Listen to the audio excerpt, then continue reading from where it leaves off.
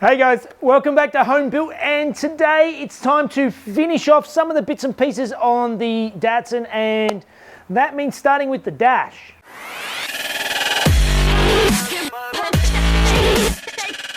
So while I'm still waiting for alpha bits to come back together and before I get stuck into this Porsche engine, I'm going to just do the last few bits and pieces on the Datsun to get it finished off completely. And one of those things that many of you have seen is the dash. Now, if you've been following for a while, you'll see that I've actually tried to do this dash twice already.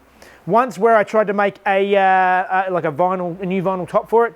It didn't work. And then the next time, I was quite happy with the results when I first had done it. And basically, I used a flexible texture coating over the dash to try and get it to look a bit like it originally did, fixing up the cracks and making it so that it was just looked pretty much like original. The only problem is that as soon as it got out in the sun, it started bubbling, and now it's this awful looking thing. It looks like it's got a disease, and that is not going to do.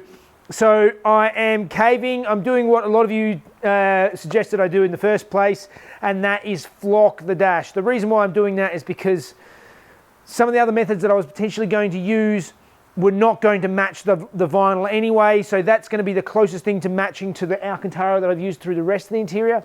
So flocking it is. So that means, first of all, getting it out of the car, which I'm not looking forward to because I spent so much time wiring everything and everything works, and now I've got to pull the dash out again. So hopefully I don't wreck any of the stuff I've already done and make more work for myself, and I can just get the dash out and we can flock it. Let's do that.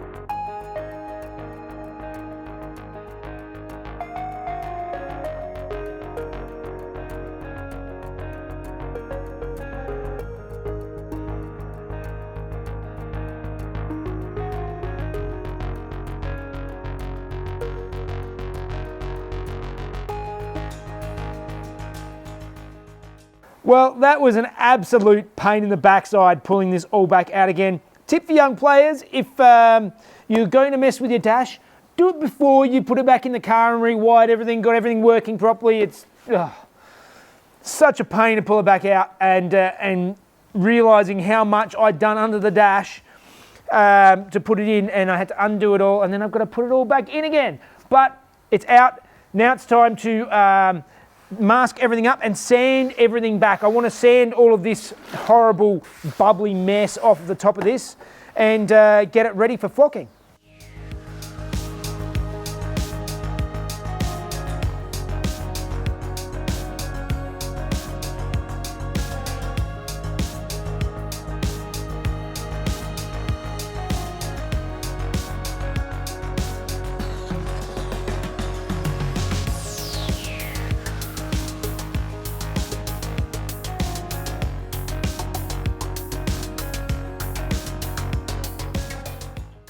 So as you might have seen, I spent a fair bit of time trying to sand all of that previous paint off. In the end, it ended up being easy to get a lot of it off with the heat gun and the scraper. I've got it back down now to sort of a rough surface. Obviously, by digging into it all and scratching it all off, I've done a bit more damage that I have to go through, and now I'm going to back and fill it up with some plastic bumper filler. I just got a V-Bay. Same stuff as I used last time, so I'm going to go through and just patch up these places where I need to, try and get this as smooth as possible so that when I flock it, it looks nice, neat and tidy.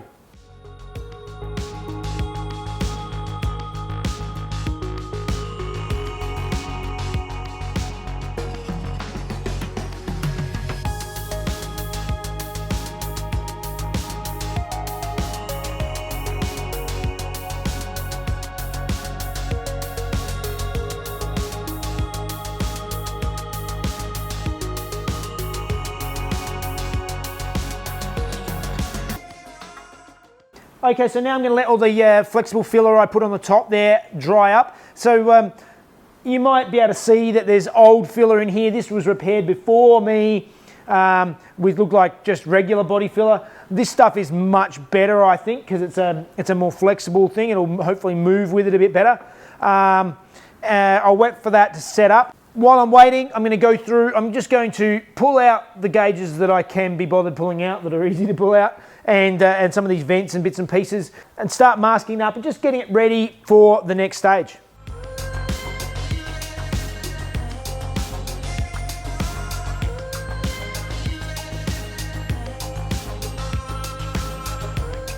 So I'll keep letting that dry up, and while I'm waiting, I'm going to start pulling my doors apart because I finally ordered some new Bailey channels, so hopefully I don't get all this crazy wind noise, and the windows will actually wind up and down nicely. So this stuff, it's pretty easy. It looks like a flat strip and it folds up into what you need. Pull the old one out, stick the new one in. It's pretty straightforward. Let's start pulling the door apart.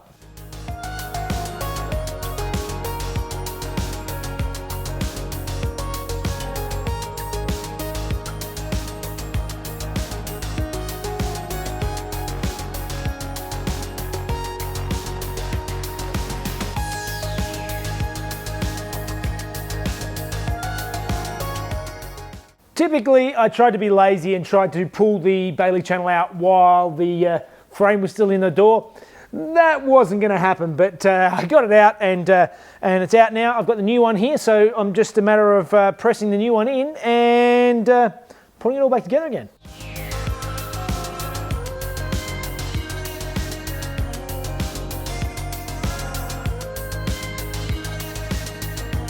All right, I've installed the new Bailey channel. Interestingly, the new channel stopped basically on the back edge of the window frame. It stopped basically at the top of the door. There was nothing for the bottom of it, whereas the one that was in there went all the way to the bottom.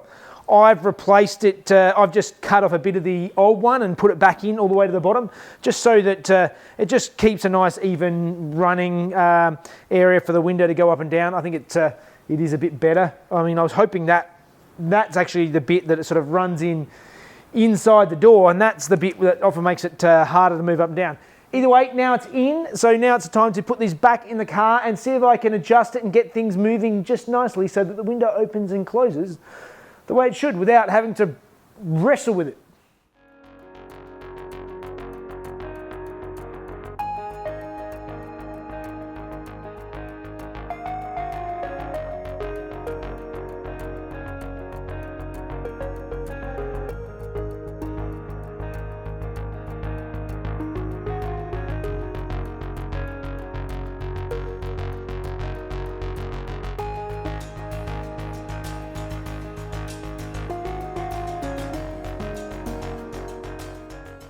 Okay, so this is all repaired now, and I've just gone through and used a wax and grease remover and cleaned it all up. And now what I'm going to do is I'm going to go over and I'm going to paint it with a flexible bumper paint, just to get it an even colour, just because I'm worried that you'll be able to see some of these repairs through the flocking. So I'll get it all one nice black simple colour, and then we can start our flocking.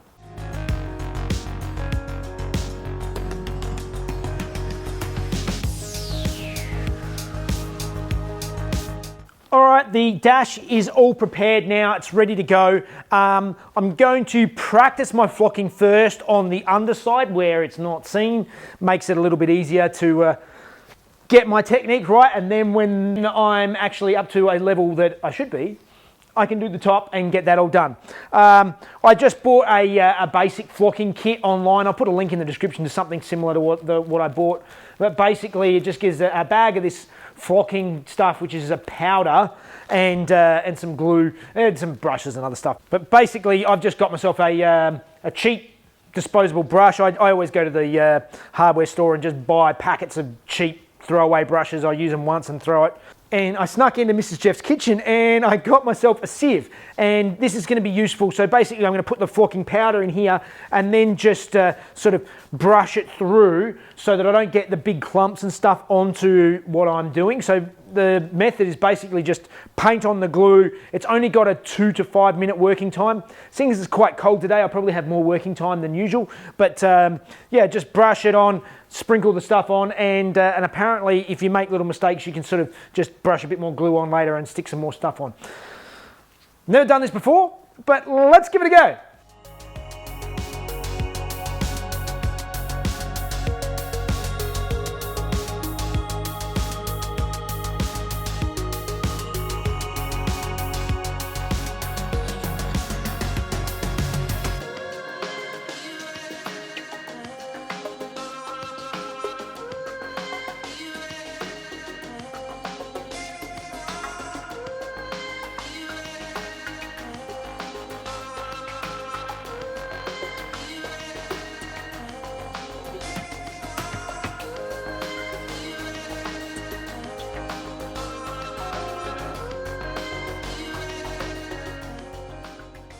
I think this is more what it's going to look like rather than up here. You can see there's just excess on there.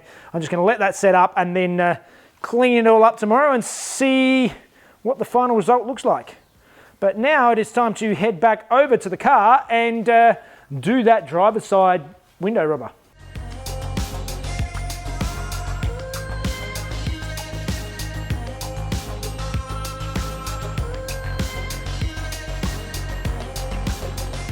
Okay, so I've left it overnight and now it's time to go over it and just try and remove any excess fibers of it and see if I'm happy with it, do any little touch-ups, and yeah, we'll go from there.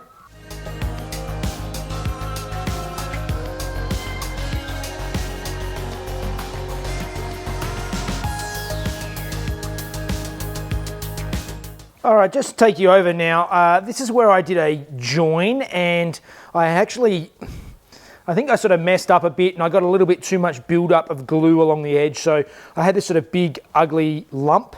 You can see there's still a bit of lumping just here. I don't know how well the camera's picking that up, but it's sort of made it a bit of a mess along this edge, and I've been trying to sort of scrape off the nasty lump to try and get it nice and even. I mean, a lot of this area is nice and even. Most of it is nice and even. There are a few spots, you can see along this edge here, sort of a few spots where it's just not quite neat and tidy, and I need to go over it again. And that's just a matter of just a little bit more glue, a little bit more flocking, and see if I can tidy it all up and just get some of these fine little bits and pieces just looking a little bit nicer.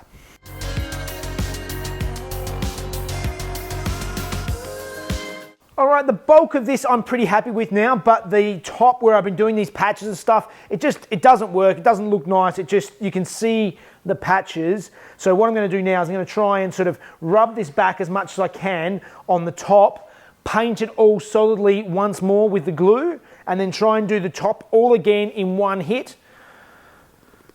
Let's see if it just makes the whole thing worse or makes it better, but hopefully it can't make it much worse, because it just looks horrible, and that is the main bit you see. I want that bit to be the best bit of the dash. So let's try and clean it up and try and get this glue to stick properly and look nice.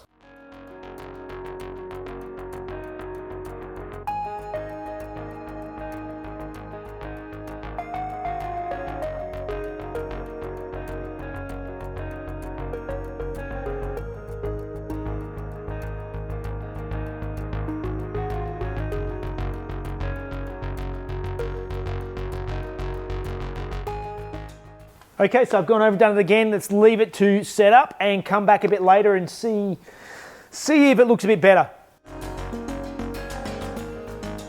That's much better. That's a nice even coat. It's a little bit lighter on this front corner here, but I don't really think that's too bad. But that is much more even, much neater. That's exactly what I needed. So now that is looking way better, and time to put it back in the car.